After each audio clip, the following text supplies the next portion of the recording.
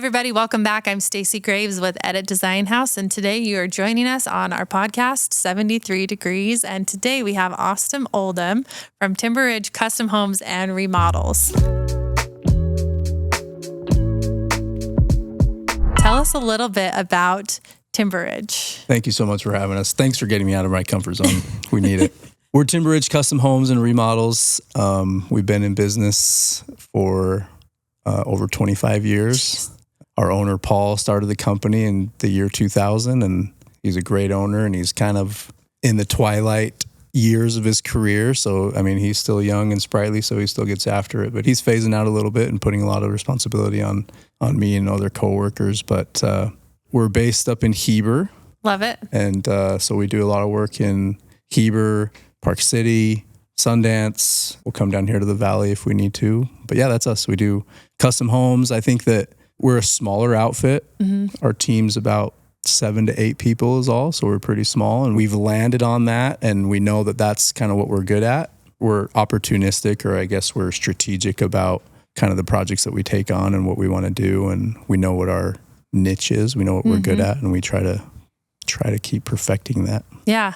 I think that's kind of the perfect number where you're big enough to take on anything that somebody throws at you, but it's also very like handheld and one-on-one, right? Tell me a little bit about, I know you guys have a couple of different divisions. You've got your custom home side. Mm-hmm. One thing I love about you guys is it's like the person who's doing custom home is really, really geared into custom home and have that happen from A to Z. Yeah. And then you've got your remodel side. So talk to us a little bit about what that looks like and what someone would expect coming into your team. Yeah. So Justin Moss, he's my counterpart. He kind of runs and manages the custom home side from pre-con all the way through construction. Paul is who you deal with if you were a new client coming to look at a lot and a custom home or prospective build. Paul would kind of take you through our sales process, and then he'd turn you over to Justin, and Justin manages that from start to finish. And then we've got our field guys, our superintendents, who are very connected to Justin throughout that whole process. And then I run the remodel side of the business. On the remodel side, I think that we're unique because we'll do just about anything. Okay. And that has its pros and cons for us as builders, but we're all about relationships. And so, if someone comes to us with a $15,000 bath remodel and we think it'll be a good fit, then I'll jump at that opportunity. And sometimes we don't. And that it's a good place to be selective, because construction it's almost like a marriage, right? Like you're absolutely, you're starting a relationship for better or worse till death do us part. Absolutely. And, I love that. And so it's like, obviously the client's interviewing us when they're trying to choose a builder and a designer, but, we're being observant too and trying to work with the right kind of people. Yeah, I do love that even if you're doing kind of a smaller project, but if you've connected with that person and they feel like a fit and the project feels like a fit, it gives them the opportunity to have this high caliber build, even though it's not an entire home or an entire full house remodel, which I think every once in a while, when you're in a situation like that, you might feel like, well, I'm just kind of left to the wolves, and like whoever's going to give me the right number gets to build out my house, and I don't really know what I'm going to get, which with you guys, they have that history and that track record of, hey, this is how we do a project. We know how to have our subs in order. We know how to do it right from A to Z and give you a good experience. Yeah. I think when a client is looking at, who they're going to use as their builder, we'll tell them, right from the very start, it's like, we're not going to be the cheapest, but we're not going to be the most expensive either. But a prospective client would get a very clear sense of who they're working with when they're talking to us, and they'll get that pretty quickly. One thing for me on the remodel side is, I don't even have to say this, people will pick it up pretty quickly, is like, I answer the phone. And I think that it sounds so silly that's so like basic. What sets us apart, but I really think that that's what it is. I can't tell you how many projects we've won just because we answer the phone. That's and amazing. Then we keep on communicating throughout the entire process. So yeah, I think one thing that I've witnessed in business is that sometimes somebody doesn't want to necessarily respond back until they've got an answer for you. And so what tends to happen is they'll say, okay, great. Like I see that call and I'll answer it later when I have an answer. But then it kind of falls through the cracks. And then pretty soon it's next week and next month and next year, where if somebody would just say, hey, maybe they just have something else to say. in that conversation and they just want to have a human conversation with you. The human element is like, you can't replace that, right? And, as much as we try to perfect our processes and the whole build process, like the human element is still a huge part of it. And I think that's my favorite part of taking a client from start to finish is that relationship and the trust that I build with those people. I mean, I think I look at our backlog right now and I think probably 75% of our prospective clients are just either repeat clients or referrals from clients that's amazing. who love us and we loved them, right? Yeah. So, and I think when you're talking about a relationship, I mean, trust is the very biggest thing. Anyone that I've ever heard of that's had a catastrophic event with a builder has been because they didn't really have a relationship of trust and something went sideways that they thought they weren't being heard or they could, they weren't communicated to. So if that's a priority for you guys and that's very upfront and that's like the center of how it works, I can see how the project would go a lot more smoothly and everybody's having a better time, right? You're having a better time, they're having a better time, and the communication's good. For sure. And I think whether we have the answer right then or not, I think just the fact that we do answer gives our client the ability to trust us and just know that they're dealing with someone who wants the best outcome for them. It's not just about dollar signs all the time. It's not just about the bottom line or maintaining margin or all that. One of our mottos at Timberidge is we build every home as if it were our own. Oh, I love that. And that's a phrase that I try not to overuse because it can sound cliche at times, but it's true. Like, and when we're standing in that situation and we're looking at that tile or that wall that just got framed or that, whatever it is, and they say, what would you do? Yep. And we can, with pure intent, say like, if this were my home, this is what I would do. Yeah. And you can always kind of feel kind of the air just like settle in that moment. And then everyone's like, okay, I trust you. Yeah. And that's what we're going to go with. I think that's beautiful too. I was in actually a meeting the other day where it was a pretty big group of us. It's a commercial building that we're doing some design work for. And the entire intention of that meeting was to adjust budget numbers and see like where we could save and where we should spend. And I kind of watched the energy shift at each question where, the client would say, hey, well, what would you do, builder? And you can see the wheels turning of like, all right, liability says I should suggest X, but if it were my pocketbook, I would say Y. Even though some of these were not necessarily interior questions, they looped me in for those questions as well. And some of the questions I said, well, hey, if I'm being honest, XYZ is something that if you were hoping to have a furniture budget at the end, this could go towards it. And other things I would say, actually, like for the sake of how the building should go, I would put that over there and I'll figure out a safer way to do furniture and budget for you too. So I love that you're thinking about that as if it's your own bank account, it's your own set of dollars that you would be putting towards it or the performance that you're going to get out of the home at the end of the day, right? Because it's kind of that exchange between cost and performance. There's a whole lot of factors that go into those decisions, right? It's like timeline is a thing, budget's a thing, quality, like those are the three things, right? That we're always talking about as builders and in this space. And real quickly about the name of the podcast. So 73 degrees. I don't know if we looped you in on this. So you probably told me before, but remind me. So the theory behind it is that we all have a relationship with the thermostat, right? Everybody has their perfect number. Mine's 73. Wow. Which I find that's the response I get. That's warm for most. Yeah. Yeah. Okay. What's your number? Like 68. Oh my gosh. I love this. Okay, so and luckily, like my wife and I were in sync on that. Yeah, me and my husband. That's our like constant battle between the two of us, but it'll be fine. So the gist of it, right, is we all have this. We all know what our number is, and we know what makes us most comfortable. And I love that you honed in on this. Like, hey, if this is how I were doing it, this is what I would recommend. But also we have this responsibility to lean into what our client's most comfortable position is in the home for everything. So I'm playing up it on temperature, but the whole gist of what we do and what you do is how to create the perfect environment for our client. And so I'm not going in and designing a house at 73 if your comfort level is 68 and vice versa. So talk to me about something that you have done for a client where, maybe it's like, wow, here's how I like it, but I know this will make you happy. Have you had an experience like that you could share of like, whether it's different or the same from how you do it? Here's something we did to really create the perfect environment for a client. Yeah, I think a lot of clients this is their first experience, whether it's a new home or a remodel. And I think that I keep going back to trust. And I think that if that trust can be established early, that person can then really rely on us and know that what we're asking of them or what we're telling them to do is going to be the best path forward.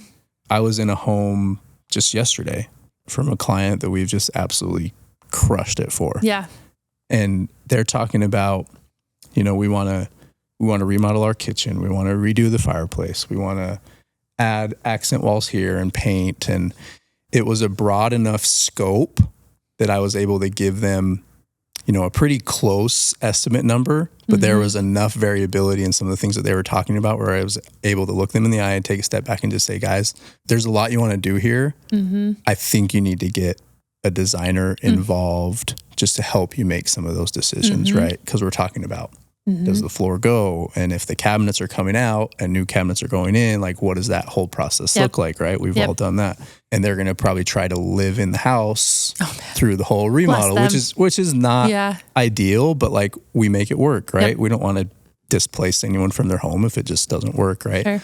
And my goal as the builder is not to leave them without a kitchen for absolutely 2 months, you know? So we're talking through those things, and ideally the floor is going to go underneath your cabinets and the new cabinets will go on top of that. But I don't want to come and pull out your cabinets and then pull out your floor and then wait for 6 weeks for the new cabinets to come or whatever it is. So, and I could feel that they, like the light went off, right? That just in that moment, right? They're like, oh, wow, I haven't thought about that. What do you guys typically do?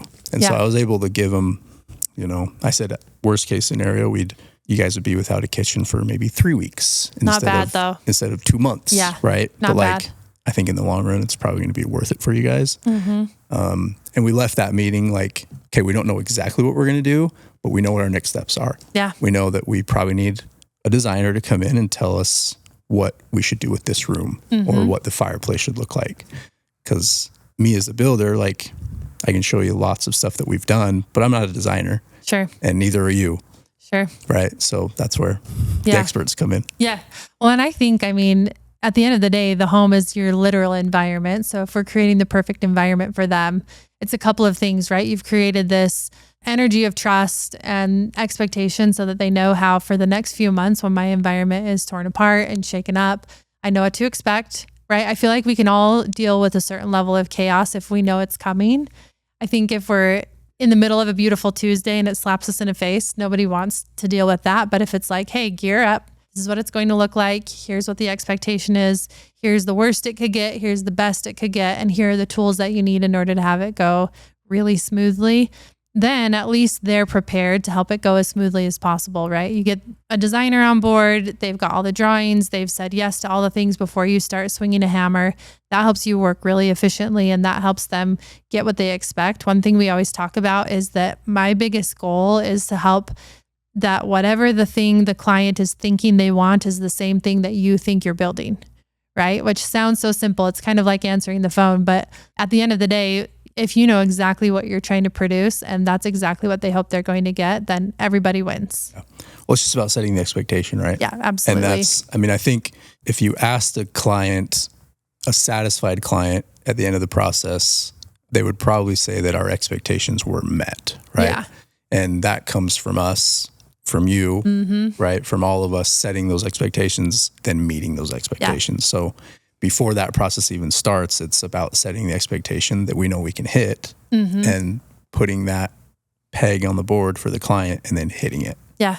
And so that takes experience, takes a lot of forethought and planning and all that, right? So the trust comes from hitting those expectations that we set. An expectation can either be like a positive or a negative thing. I feel like when all of us were fresh in the industry, the thing we wanted to do was promise the world to our clients.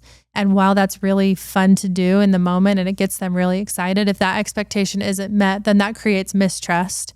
And so I think sometimes even setting an expectation of, like you said, here's the hardest part of the build.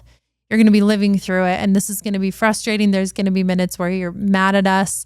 That's not maybe a fun thing to say out loud. However, then they know exactly what to expect. Oddly enough, that negative experience is partnered with trust because exactly what you said would happen is what happened. And then they say, well, at least I go into this knowing exactly how it's going to go. So I think building both like the hard parts of the expectation as well as the really phenomenal, successful parts. And ultimately, they're just going to remember, man, I was treated right. I was dealt with honestly, and I knew exactly what to expect, and it's exactly what I got. And I think forevermore, they're going to remember that in their space. You know, you want to level with the client because at the end of the day, it's still a person and it's still their life. And no matter if it's a new build or a remodel, like their life is going to be disrupted. And this project is going to be a big part of their life for the next however many months, right? And so setting those expectations, good and bad, setting the expectations through the low points of every project that happen, but setting that expectation, but then really celebrating the wins, Absolutely. right? The pretty stuff. Yes. That's where you guys come in and like, and I think we do a good job of that. We really try to celebrate the finished products. Yeah. I do think that's one of the most rewarding parts of what both you and I do is the fact that at the end of the day, it's this like showstopper magic piece. I feel like every TV show you watch where there's a big reveal at the end, I love that our clients at the end of the day get to actually live in that space instead of just thinking like, oh, that lucky person in that other pretend life that they live, like this is their real life and they actually get to live there every day from here on out, I think is so exciting. Yeah. Super rewarding. Okay. So on that note, you mentioned satisfied clients. So what's something, if you overheard a past client having a conversation with a friend and said, all right, how's your experience with Timberidge? What would they say? What would that person be telling their friend? So, I mean, I'll go back to this client that I met with yesterday. The friend of his that referred us to them, it was the oddest compliment I think I've ever received. And I hope that he hears this because he'll laugh about it. We've done a lot of work in their home, some remodel work. It's a very nice home, but they've asked us to do just, some stone on fireplaces, some ceiling covering, some paint, really just freshen things up a little bit. The other day he was like, hey man, I've got some siding on my house that's loose and I can hear it like flapping in the wind. Yeah. And do you think you could send somebody over to fix it? I don't swing a hammer. Yeah. I don't do that stuff. I'm not good at that stuff. But I wanted to take care of him. Sure. And because he's been a great client. If it was a headache client, like I probably wouldn't have had that premonition to be like, oh, I want to go take care of this person. But he was somebody who I really wanted to take care of. I was just like, you know what? All my guys are tied up today. It's been windy the last couple of days. Like, I'm just going to grab a ladder and I'm just going to go do it. Yeah. And so I grabbed a ladder, grabbed a drill. I went up there and fixed it. Before I could even get up to the siding, I'm climbing up on the roof. So I'm literally standing on my ladder. I'm about to climb on the roof and he pokes his head out of his gym window and he's like, hey man. I'm like, oh, hey Jared, how's it going? And he's like, you know what?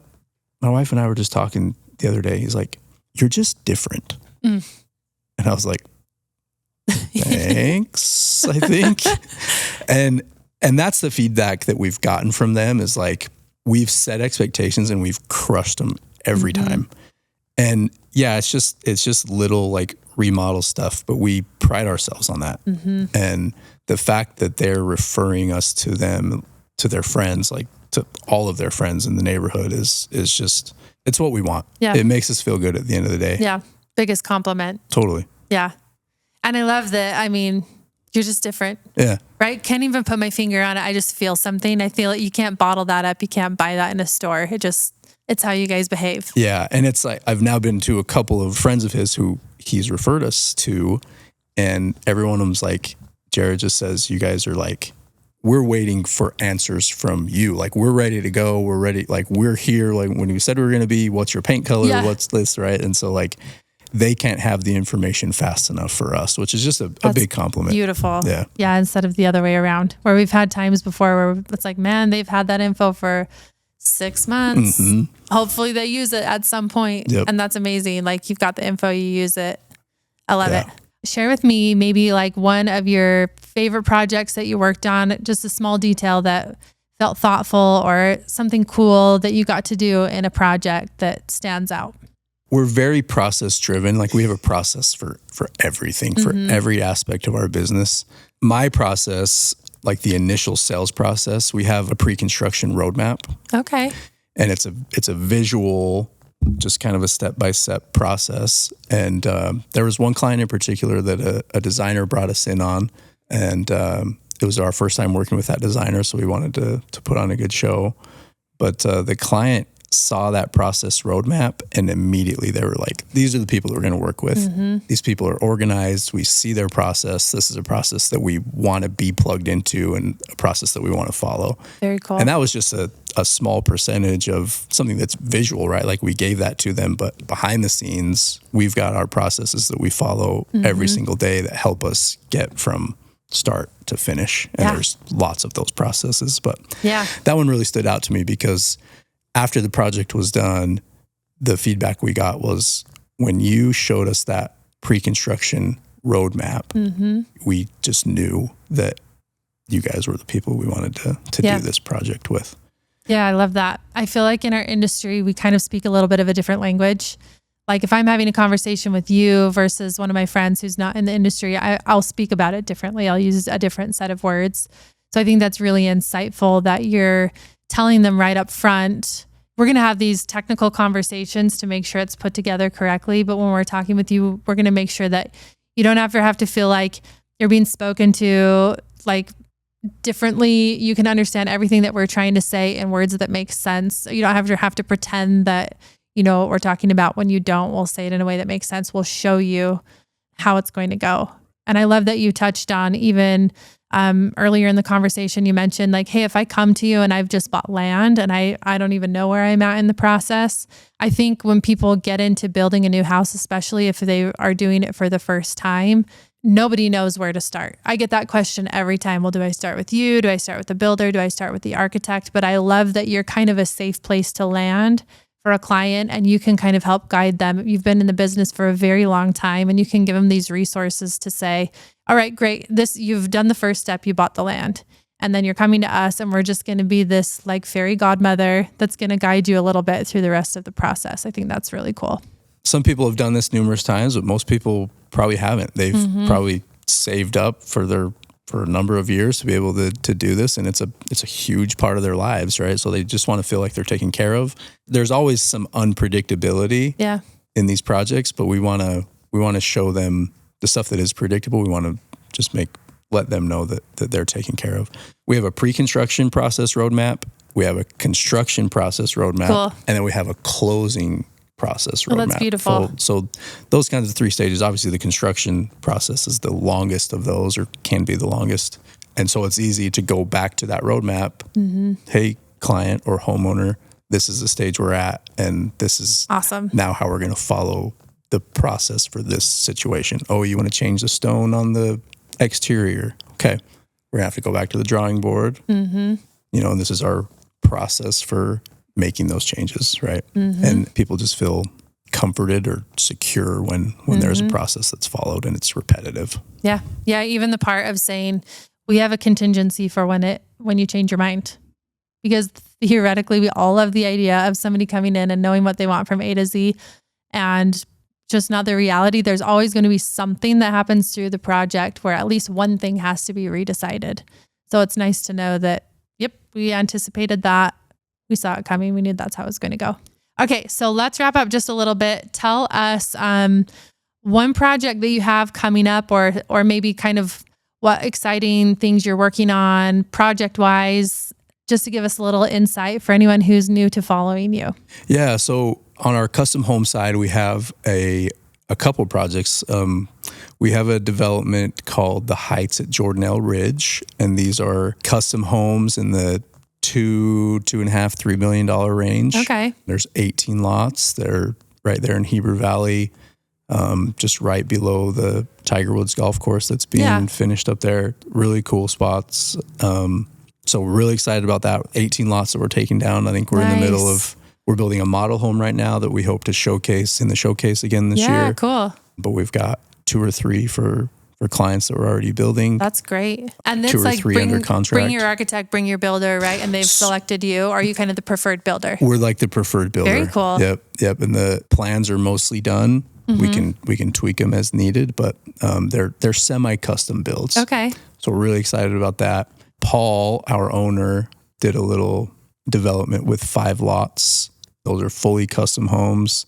They're all sold. Not all of them are being built right now, but we're really excited about that. So on our custom home side, we're fully loaded. We're gearing up for a great year. That's great. We've got great people in place to help us do all that. Remodels, our pipeline is full. And that's a really good spot to be. Really good spot to be. And we're getting lots of leads and lots of calls to look at the kind of projects that we want. And like I said, a lot of it's coming from past clients and referrals. So beautiful. It's a really good spot to be in. Yeah. I mean, that is a good sign that you're doing things the right way. Yeah. Cool. Austin, thank you so much for joining us. You guys, that's all we have for you today. Please like and subscribe. Follow us along for the next one. Have a good one.